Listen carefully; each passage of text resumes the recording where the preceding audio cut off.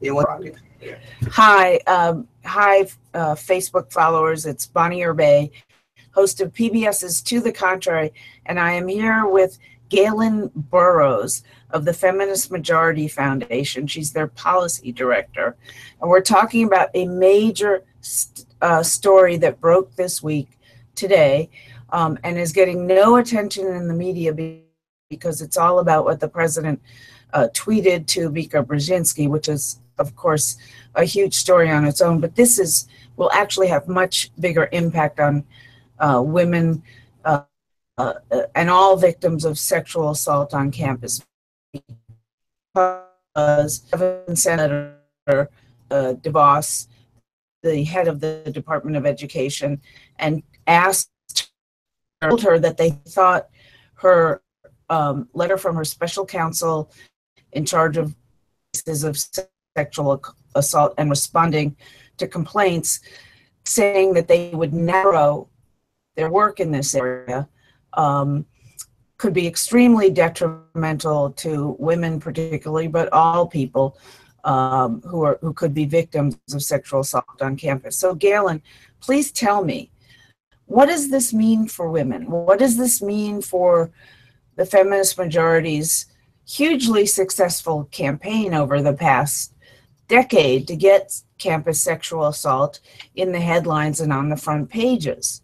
Well, it's terrible news for women across the country. I mean, there is an epidemic still of campus sexual assault, campus violence, not only against women, like you say, but it impacts transgender students, gay and lesbian students, all people. So this is terrible news, really. And the Obama administration had shed a light on this. And one of the great things that came out of the work that Vice President Biden did was an increased attention to this problem, an increase in student activism around this. And this is a huge rollback.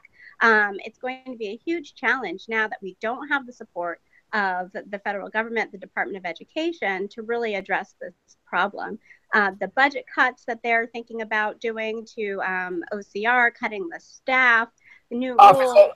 The Office of Civil Rights within the Department of Education. Within the Department of Education, correct. The department was already in need of extra funding. So the idea that they would cut funding is really scary because there are people waiting to hear about resolution of their cases, people wanting to create, better campus environments and get justice for themselves. And that will be delayed.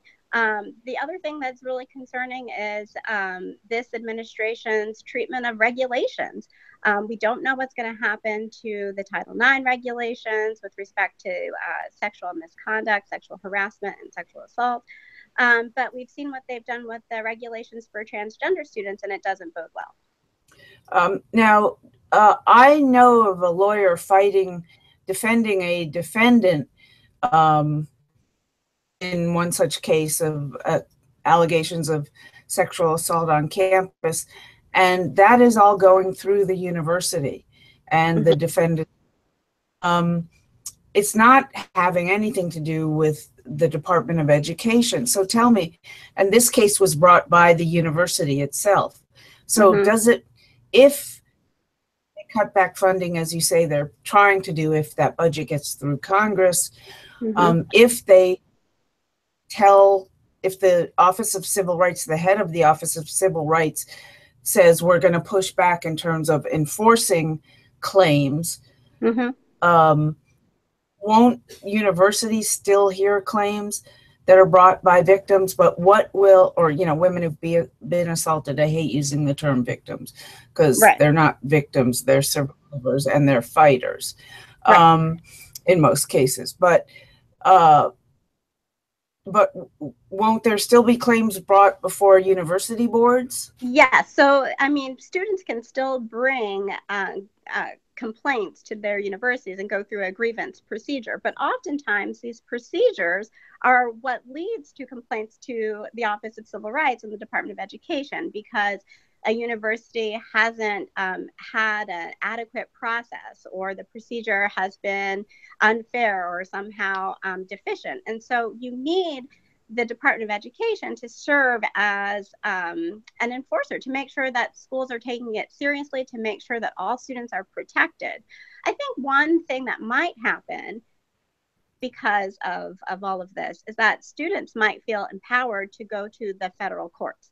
Because if the Department of Education isn't going to have their back, so to speak, then they might seek redress through the federal court system.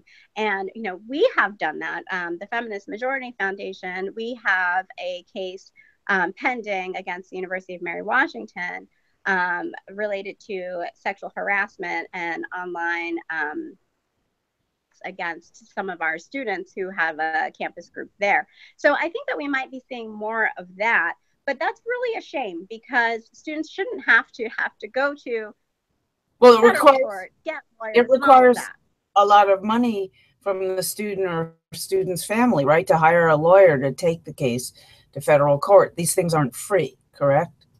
They're not free. And there is a network of pro bono attorneys that do provide help, but there are not nearly enough of them. So, yes, it will be a barrier to justice. Do you think, first of all, when the head of the OCR, Office of Civil Rights, says we're going to pull back on enforcement, the letter that the senators wrote, what does it mean that there will, what do you think they have in mind? What do I think OCR has in mind? You know, I think that that's what we're trying to figure out. Right. And I commend the senators for sending this letter. And I hope that we have more discussion of it out in the open. But I think that pulling back on enforcement could mean anything. It could mean pulling back on proactive things. It could mean, I know that they have tried to say they want to streamline the process so that they don't have so many levels of review. And while that might sound nice, actually it means that something that happens to somebody in Michigan might have a different result than something that happens to somebody in Indiana.